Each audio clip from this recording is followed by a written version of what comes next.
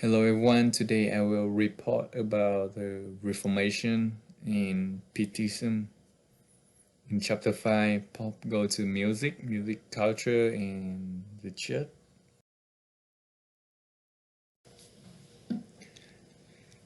In 1517, Martin Luther nailed his 95 theses to the door of the church at Wittenberg. He wanted to change several things such as theological, Bible translation, and especially worship. He paged the patch for a new connection between church music and culture. As he wanted the Bible to be translated in German language, he also wanted the text and tune of German church music to be in the vernacular.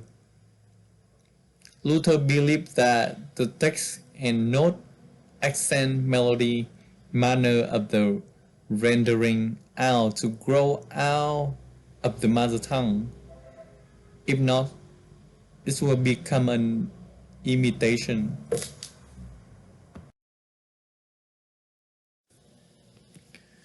Church music.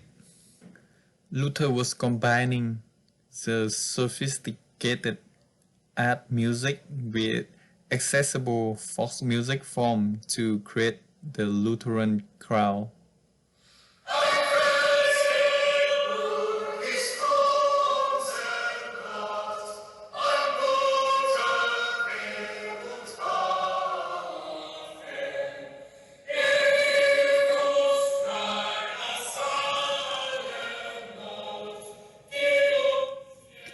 Luther would reject those with rhythm too intense for use in the church.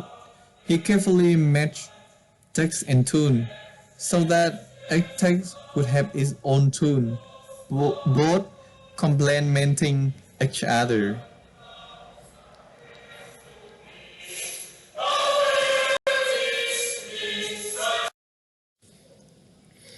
In short, Martin Luther combined church music with the best high culture and make it accessible to average worshipper in the church.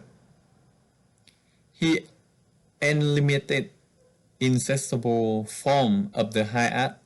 This has wonder ramification for church music for all those who follow in Lutheran tradition.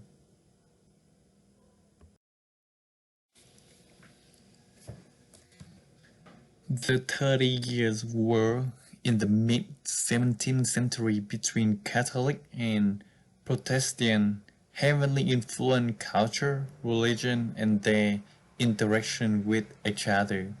It is because of this their attitude developed in the backlash against Orthodox formality and scholasticism, as well as the threat on personal piety and experience, which culminated in the pietistic movement in Germany.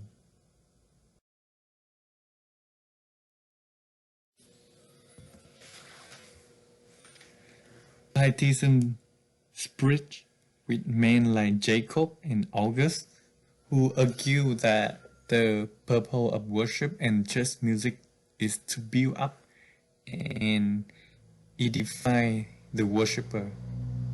The influence of Pietism produced church music that was much more personal and subjective than predecessor. Some followers of this school emphasize an individualistic experience and even sentimental aspect of Christianity, such as Joachim Nender and Gerhard. The Pietism worship rejects customary and liturgical form of worship in favor of simpler, personal experience of faith. After all, the effect of Pietism have both good and bad sides. An emphasis on personal interaction with God was beneficial, a devaluation of theology, an overemphasis of experience, and a man-centered perspective of communal worship create a something negative within Christian devotion.